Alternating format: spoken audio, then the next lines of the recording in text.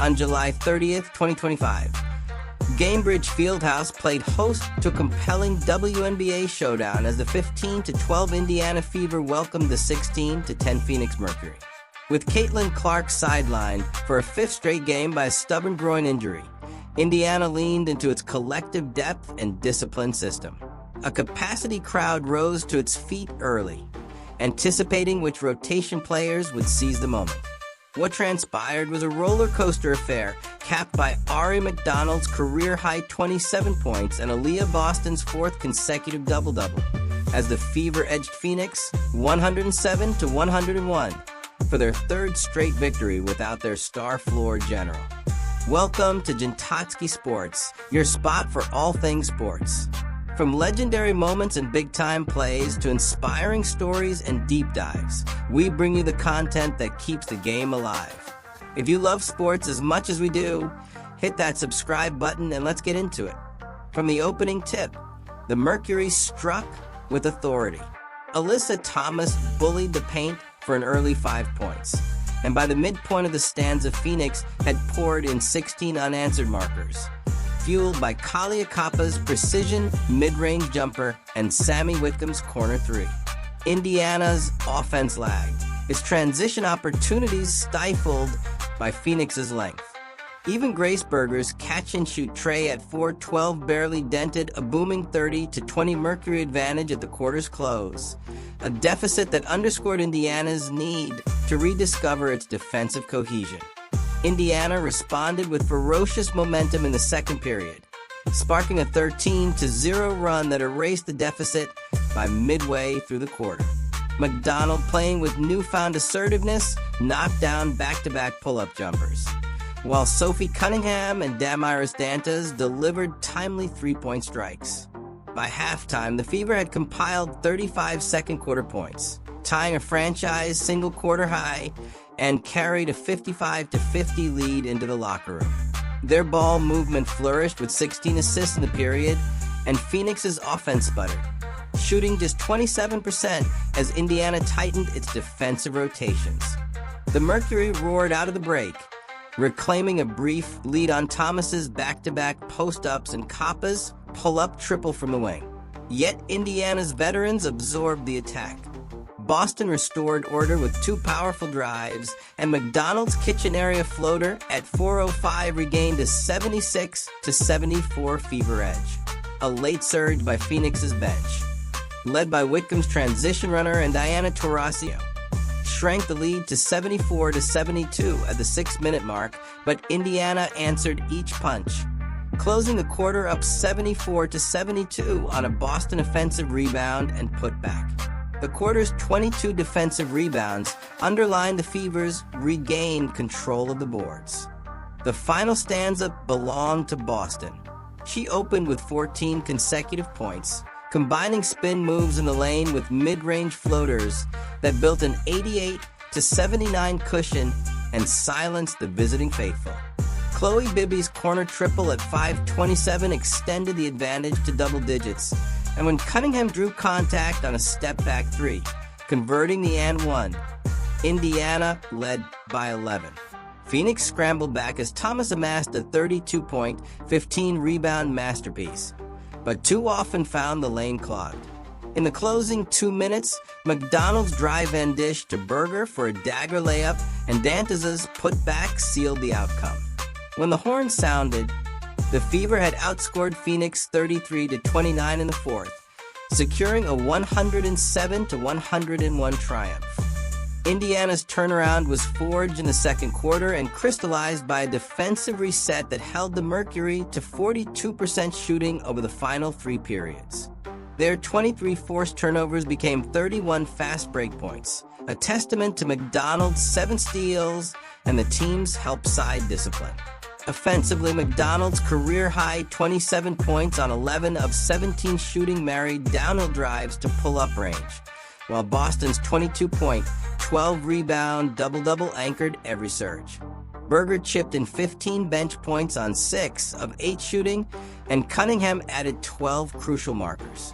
Phoenix boasted a 32-point, 15-rebound, 7-assist night from Thomas and 22 from Copper, Yet those efforts were offset by 18 turnovers and inconsistent defense in the paint. Indiana's 16 assists in the second quarter set the tone. Their 18 assists in the fourth quarter sealed positioning and spacing that Phoenix could not match. Indiana's defining strength is its collective, versatile wings and interior cohesion.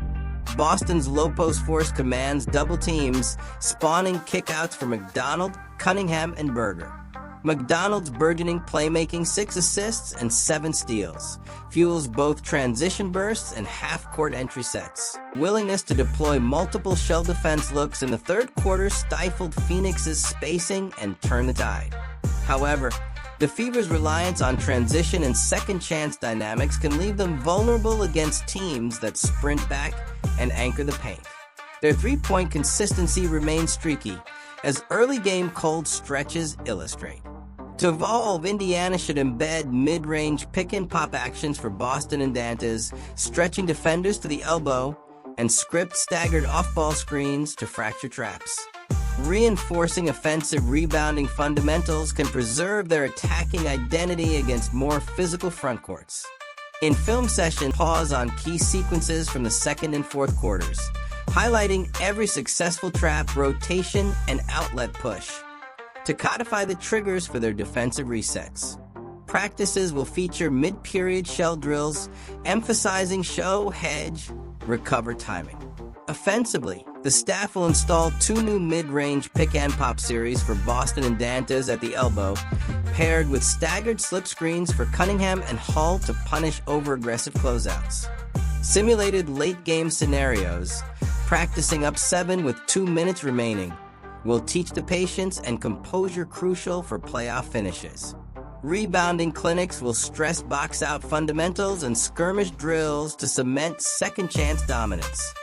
Phoenix's cornerstone strength lies in Alyssa Thomas's interior mastery and multifaceted playmaking. Her 32-15-7 line underscored her versatility.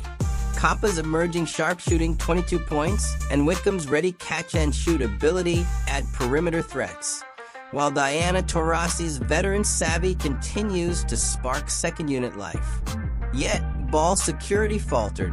18 turnovers led directly to fast break points, and defensive rebounding, 38 to Indiana's 42 boards, conceded too many second-chance opportunities. Their bench contributions beyond Copper and Whitcomb remain limited, straining rotations when starters rest. Phoenix can counter these gaps by refining drop coverage principles, anchoring Thomas as a deterrent while wings challenge perimeter shots, and implementing elevator screen actions to generate immediate catch-and-shoot looks. Offensively, weaving Princeton cuts through their horn sets will diversify scoring and relieve Thomas of singular creation burdens. Mercury coaches will convene to dissect turnover sequences in split-screen film, pinpointing breakdowns in ball screen coverage and secondary rotations. Defensive drills will integrate high-intensity drop-and-recover drills, training wings to contest without overhelping and mid-court defenders to anticipate skip passes. Offensively, the staff will script quick elevator screen and dribble handoff slip sets for Thomas and Copper, generating rapid catch-and-shoot opportunities before defensive resets. Princeton cuts and horns actions high post will be reinforced to create better spacing.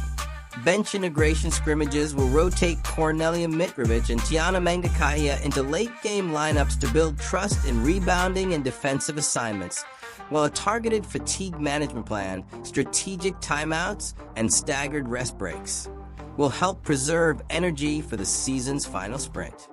Indiana's 107-101 victory illuminated the potency of depth, defensive adjustments, and shared responsibility.